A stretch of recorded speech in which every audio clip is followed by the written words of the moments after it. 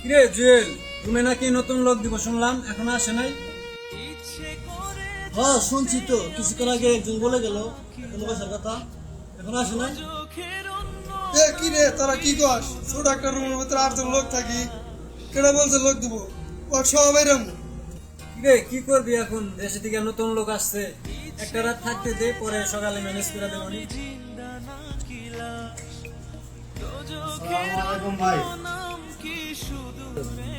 তুমি যে রুমে ঢুকছো, কার পারমিশনে তুমি রুমে ঢুকছো? এমনিতে তো রুমে লোক বেশি।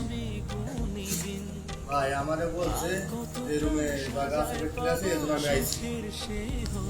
তুমি আইছো, ঠিক আছে, তুমি বন্ধ ধরো, বুঝলে কথা বলবো।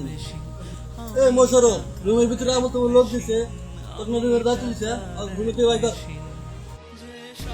তোর সমস্যা কি? তোর না বের হতে বলছি?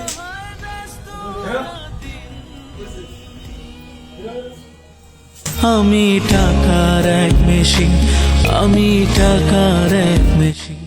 তো যখন কোনো প্রবাসী নতুন আসে তাদের সাথে এরকম ব্যবহার করা হয়, তো আসলে এরকম করা ঠিক না, ঠিক আছে।